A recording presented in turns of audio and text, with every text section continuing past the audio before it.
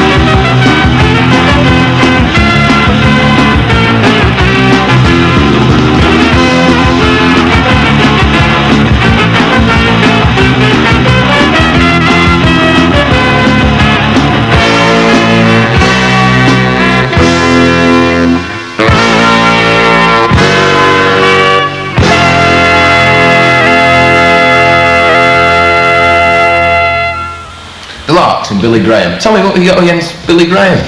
Nothing really, apart from being members of the Pagan Popular Front, you know. You are? Well, yeah, we all are. Yeah. But, you know, he said he was going to heaven. I believe him. And he met the Queen. And he got more people at Goodison Park than Everton do. And Louis Pallau got more people at QPR, definitely, than QPR do. I'm sure they're going to get promoted next season. Have you got any numbers about Louis Pallau? Well, he figures in that one, yeah. But it's more difficult, you know. Louis Palau's going to heaven. Perhaps it's something, a sort of Spanish arrangement. He could do a flamenco. Yeah, I never thought of that. But mind you, you know, it's milking it, isn't it? Did you go and see any of his gigs, Billy Graham? No. Well, try to get the support. Billy Graham, yeah, not Billy Graham. Next time he comes up.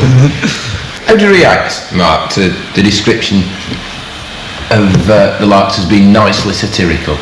Nicely satirical. Brings him out in a rash. Hey, nice lads. We're nice. We're nice chaps. We're oh damn, it's so difficult to explain. Nicely satirical. We're just nicely satirical, I suppose. Well, I suppose that what that means is we're not all dressed up in black, and we're not swearing every 5 seconds, and we're not like the Crash thing or whatever. What it means is we're not like that. Sounds a bit cosy. Are you not frightened of being held as the darlings of the sort of Camden Left, the Edinburgh Every Autumn Brigade? You know? Are you a new Pookie Snackenberg? We won't be anybody's darlings. We're nice, but we're not that nice. I've seen an airport before. But I don't think we're very trendy. See, that's how we escape that thing. Because people like us for what we are, which is straightforward. We're not putting on any airs. We're not trying to come across as like superstars, and we're not doing anything particularly trendy. Our bass player's quite trendy, you should say. Is he the one who's having his teeth out at the moment? No, that's the drummer. That's the drummer. Peter's the manager of the ensemble. Have you any fears about them being seen as a novelty act? And I think by nature you'll agree that novelty acts have a limited lifespan, don't they? Well, I think you say that, and then you look at Madness, who are a novelty act, and how do you define a novelty act? They're splitting up, aren't they? We're doing it for 4 years now. There's years in it. People just resent you if you try and be entertaining, as opposed to boring. There's still the prevailing feeling, do you think, that of a sort of anti-entertainment stance on stage? Well, Trying to break that? The enemy said we were one of a dying breed, didn't they? The get up and dance your woes away brigade, like, whereas now everybody's all death, doom and destruction, which is what it is like. When you go out in the evening, like, you get your death, doom and destruction during the day. And although we've got, like, say, political messages or nicely satirical, whatever, it's like we're entertaining. And you get away from, that death, doom and destruction bit, which is very fashionable now. Or we live in Saint-Tropez, sort of wham, drown. So there are no songs in the Larks catalogue, Tommy, about sitting in your lonely room staring out of the window, perhaps? Not really. Oh, good. There are some, as he says, there's some good political ones, and there's, lots in the T.S. Eliot mould and stuff like that, but, like, we camouflage that, you know what I mean? Yeah. We don't want to look too smart. You seduce people, do you? Well... And then whack them over the head. Whack them over the head with a copy of Our Recherche de Tom Perdue during a 3-chord thrash. Is that the idea? Well, something like that. I usually use Rubaiyat of Omar Khayyam, It's heavy. translated, but that's the sort of basic idea. What about gigs with what might be described as philosophical contemporaries? I could see you on the same bill as serious drinking, perhaps. Are you likely to have any of those kind of events? Well, Serious Drinking and Hackney 5-0, those boys who hang around with the Higsons as well, you see, and they've been to a couple of our gigs and that, and I think they quite enjoyed it. Yeah. But we've never actually played with them. Well, if you do, let me know, because I think that would be quite a night out. Let's see whether the Larks can cut the mustard live and direct, from the Fulham Greyhound, in fact, in a dancehall style. This is one of the stage favourites, Maggie, Maggie, Maggie. This one's called Maggie, Maggie, Maggie! Oh, oh, oh! Yeah! Come on!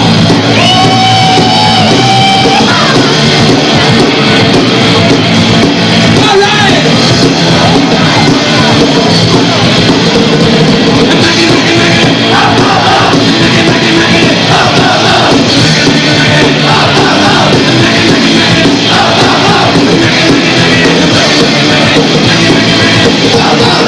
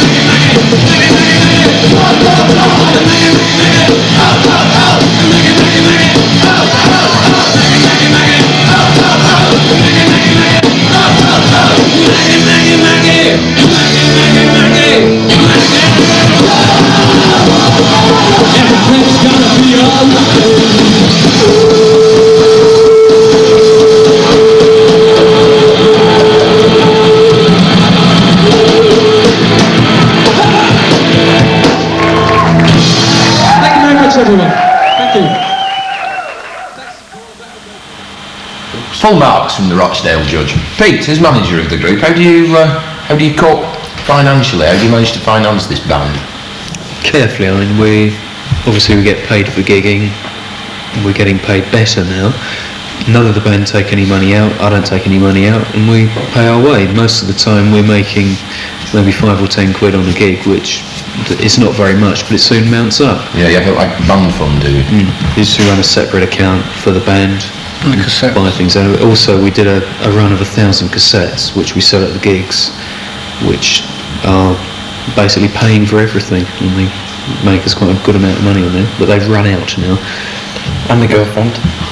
Well, with a band like this level, though, that isn't making a great deal of money, is it not superfluous, really, to have a horn section? Is it not an economic strain that isn't perhaps necessary? No, they're part of the band. They're not a brass section. We're all in together. Like people say they're a brass section because they're standing on one side with the instruments. Right. But that's because they can't play if the bass and the guitar are behind them.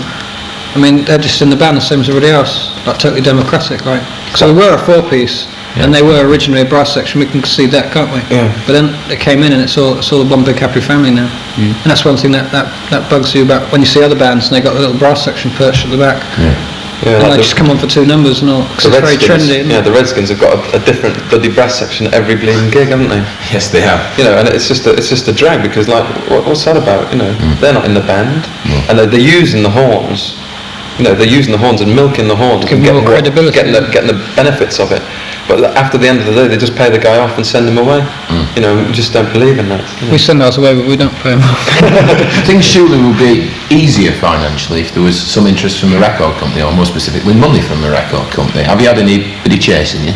Well, it'd be nice. We've had bits of interest from Go Discs and Zarjazz, MCA, and like, but it all gets summed up by what happened at A&M.